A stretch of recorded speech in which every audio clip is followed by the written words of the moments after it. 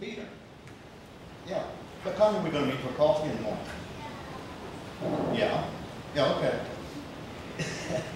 No, man, it's been a long day. I'm going to put it to bed. Yeah, I'll just see you there then. Cool.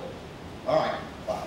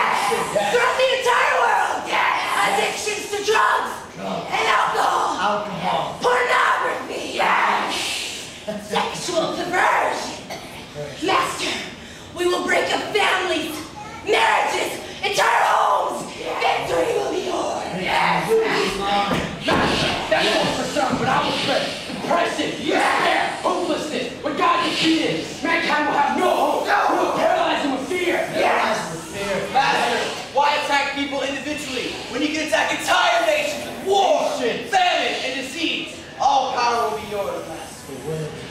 All power will be mine. For millennia, you have tormented me. For millennia, you have lorded over me. And now, I am Lord. You thought you beat me when I left heaven, but that was all my idea. It was me who came down to this world to destroy what you hold most dear. Matter of fact, I so corrupted the world that you nearly destroyed it yourself with a flood. I have been one step ahead of you guys this entire time. Finally, my plan over all the ages has come to fruition. I hold the power over him.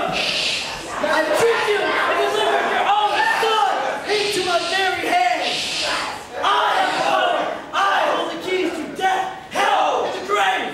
I am victorious. Death. It is finished!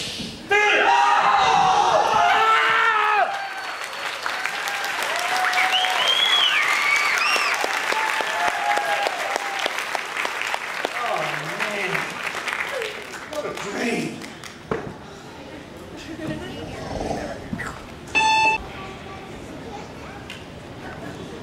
Yo, Peter. Hey, how you doing, man? Good to see you. How are you doing? I'm okay. I had to read this dream last night, and it was really, really bizarre. Well, what was it about? Okay, it started out like really dark and hazy. You know, kind of like the beginning of a Marilyn Manson concert or something. Yeah, okay. And all I can hear is these people, and they're just wailing like they're in horrible, horrible pain. Not like emotional pain, but like, I mean, not like physical pain, but like it's emotional pain. Like they're just broken completely. Okay. And it's louder and louder. I hear screaming and wailing. Then I hear a hammer hitting nails. And all of a sudden I'm aware that it's a really big hammer, and it's hitting really big nails, really big spikes. And all of a sudden it looks like they're these ancient Roman soldiers, and they're nailing a man to a cross. And he looks horrible, man. He's bloody from head to toe. He looks like he's been beaten to a pulp.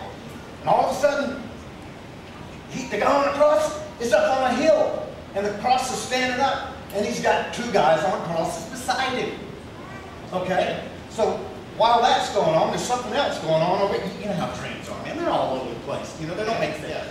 And so there's this place that is just dark, horrible looking.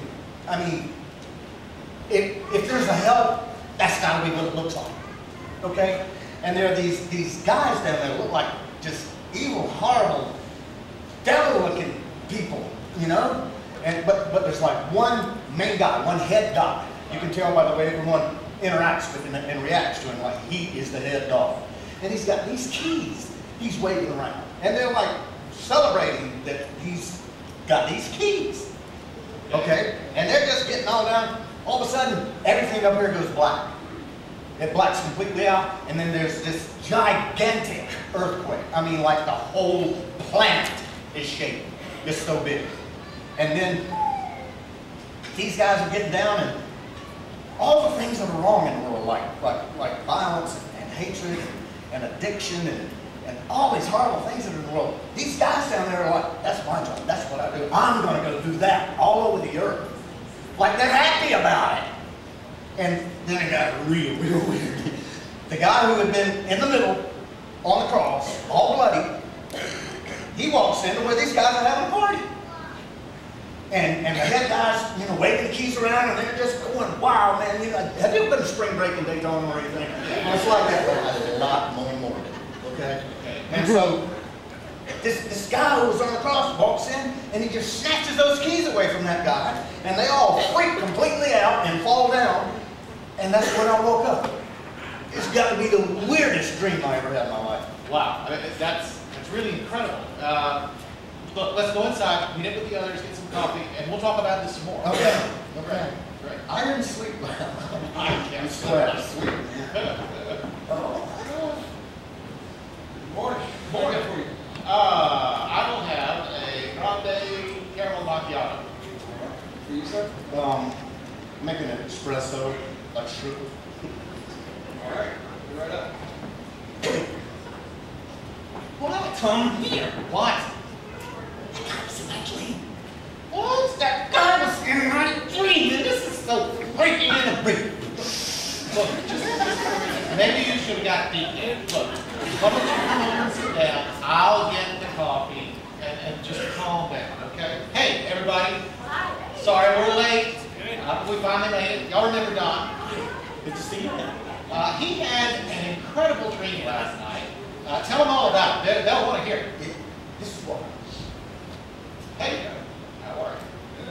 Oh, hey, how's the parole going? You stay on the straight and narrow? Absolutely. Ever since Jesus my life's completely changed. Great. Well, just keep it up. We'll see you on Sunday. All right, I'll see you around. Devil guy's throwing a party, and then the guy on the cross walks in and takes his keys away from the head devil type dude, you know. I woke up with my heart about to explode out of my chest, and it's got to be the strangest, most bizarre dream I've ever had. Actually, that's actually not so strange. As a matter of fact, you know what? That has a lot to do with what I wanted to talk about today. It has a lot to do with what I wanted to talk about today, but you know what? Why don't we take him back to the beginning? I think, you know what? Come here. Don, let's go back to the very beginning. Okay. I don't know if you know this, but God created everything. Absolutely everything. He didn't even create it. He just spoke and it happened. He said, let there be light, and there was light. Just like that. Just like that. He created oceans and skies and plants and animals. Everything. Animals. Okay. Have you ever wanted to ask him, God, slugs, mosquitoes, what were you thinking? Well, I guess he was a pretty good guy. But you know what his real masterpiece was? Not mosquitoes. Man and woman. Well, I'm pretty tickled that he created women. Good job, dude! I'm sure. Do you know the reason he created man and woman? Oh, yeah, I think I do. No, this is the time. He created man and woman in his likeness to be with him, to walk with him, and be with him. He put man and woman in a beautiful garden, and everything was perfect. Everything was perfect. There was no sickness. There was no sadness. There was no fear. God, there was no death. No, Dad, come on. How could you do that? I'm serious. There was no death. Everything was perfect. But then they disobeyed. They did the one thing God commanded them not to do, and that act of disobedience caused a separation between man and God, and the price of that was death. And the only way back was for a perfect, innocent life to be given in exchange. And God knew none of us could ever be perfect. None of us could ever even be good enough to pay that kind of price. But God loved us so much that He made a way. He made a way. The only possible way, He took His Son down from heaven and sent Him down to earth to become man. Son, baby Jesus, come see.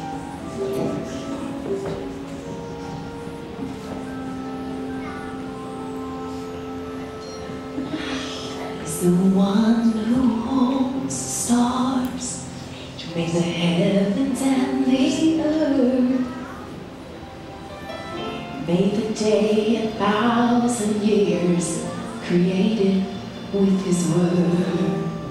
Born the awesome galaxy, spoke, and there was light. Then He laid down His royal crown, as the angels watched that night.